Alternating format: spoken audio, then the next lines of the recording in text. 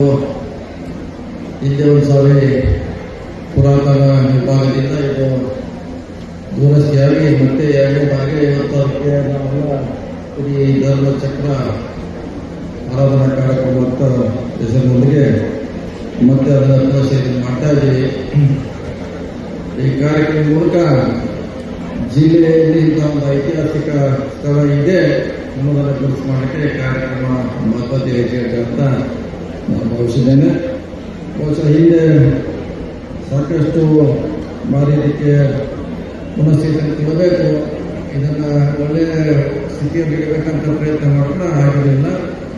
ಅದು ಸುನೀಲ್ ಹನುಮಣ್ಣರವರು ನಮ್ಮ ಗಮನಕ್ಕೆ ತಂದು ಈ ರೀತಿ ಒಂದು ನಮ್ಮದು ಐತಿಹಾಸಿಕ ಪ್ರಸಿದ್ಧವಾದ ಒಂದು ಮಂದಿರ ಇದೆ, ಅದಕ್ಕೆ ತಾವು ನಮ್ಮ ಇಲಾಖೆಯಿಂದ ಸಹಕಾರ ಕೊಡಬೇಕಾದಾಗ ತಕ್ಷಣ ಅದಕ್ಕೆ ಸುಮಾರು ₹1,00,000 ಕೊಡೋ ಮೂಲಕ ಅದನ್ನು ಇವತ್ತು ಒಳ್ಳೆಯ ಸ್ಥಿತಿಯಲ್ಲಿ ಇಡಲಿಕ್ಕೆ ನಮ್ಮ ಇಲಾಖೆ ಪ್ರಯತ್ನ ಮಾಡ್ತಾ ಇದೆ.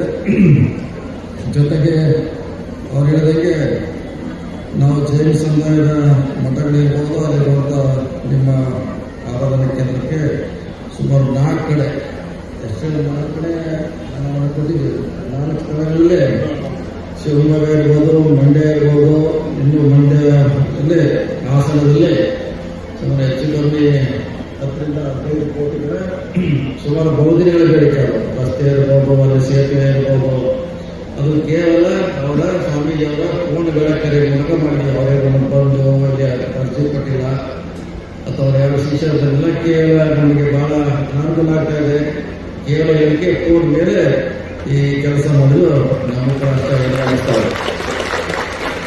ಬಹಳಷ್ಟು ನಮ್ಮ ಜಿಲ್ಲೆಯಲ್ಲಿ ಕೂಡ ಸುಮಾರು ಅಲ್ಪಸಂಖ್ಯಾತ ಇಲಾಖೆಯಿಂದ ಕುಕ್ಕೇರಿ ಇರ್ಬೋದು, ನಮ್ಮ ಹಂಪೇಕರನ ಹೆಬ್ಬಾಳ ಗ್ರಾಮದಲ್ಲಿ ಬಹಳಷ್ಟು ಹಣವನ್ನು ನಮ್ಮ ಹಿಂದಿನ ಸರ್ಕಾರದಲ್ಲಿ ಕೊಡುವಂಥ ಪ್ರಯತ್ನವನ್ನು ಖಂಡಿತವಾಗಿ ಮಾಡಿದ್ದೇವೆ, ಮುಂದೂ ಕೂಡ ಮಾಡ್ತೀವಿ.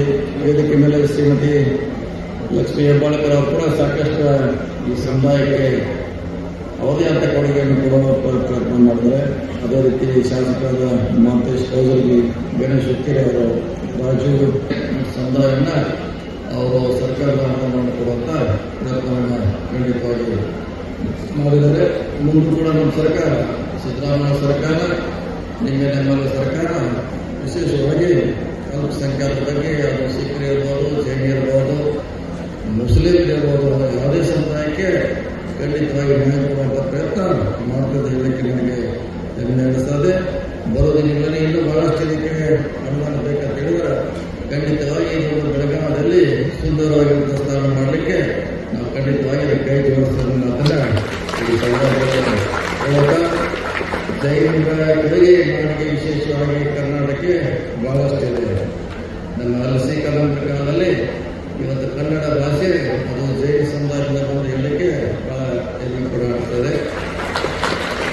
ಕನ್ನಡ ಮುಂಚೆ ಇಡೀ ದೇಶದಲ್ಲೇ ಕನ್ನಡ ವ್ಯಾಪ್ತಿ ಇತ್ತು. ಬಹಳ ಕಡೆ ಕನ್ನಡ ಮಾತಾಡ್ತಿದ್ರು. ಗುಜರಾತ್ವರೆಗೆ, ಮಹಾರಾಷ್ಟ್ರ, ತಮಿಳುನಾಡಿನಲ್ಲಿ ಕೂಡ ಇವತ್ತು ಕನ್ನಡ ಸಾಹಿತ್ಯಗಳಿದೆ.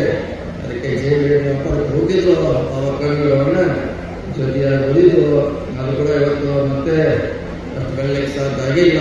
ಮತ್ತೆ ಅದನ್ನು ರಾಷ್ಟ್ರ ತುಂಬ ಬೆಳೆಸುವಂಥ ಪ್ರಯತ್ನ ಕನ್ನಡವನ್ನು ತಮ್ಮ ಸೇವೆಯನ್ನು ಮಾಡುವ ಮಾತನ್ನು ಈ ಸಂದರ್ಭದಲ್ಲಿ ಹೇಳುತ್ತಾ, ಮುಂದಿನ ದಿನಗಳಲ್ಲಿ ಇನ್ನೂ ಹೆಚ್ಚು ನಾವು ಕೇವಲ ಬೆಳಗಾವಿಯಲ್ಲ, ರಾಜ್ಯದಲ್ಲಿರುವಂಥ ಎಲ್ಲ ಜೈನ ಧಾರ್ಮಿಕ ಸ್ಥಳಗಳಿಗೆ ಅದನ್ನು ಪ್ರಗತಿ ಮಾಡಲಿಕ್ಕೆ, ಅಭಿವೃದ್ಧಿ ಮಾಡಲಿಕ್ಕೆ ನಮ್ಮ ಸರ್ಕಾರ ಬದ್ಧವಾಗಿ ಅಂತ ಹೇಳುತ್ತಾ, ಇದು ಬೆಳಗಾವಿಗೆ ಯಾರು ಬಂದು ಈ ನಮ್ಮ ಜೊತೆಗೆ ಬರಬೇಕು, ಒಂದು ಭೇಟಿ ಕೊಡಬೇಕು ಅಂತ ಆ ರೀತಿ ಇದನ್ನು ನಿರ್ಮಾಣ ಮಾಡುವ ಮಾತನ್ನು ಹೇಳುತ್ತಾ, ಈ ಕಾರ್ಯಕ್ರಮ ಯಶಸ್ವಿ ಆಗಲಿ.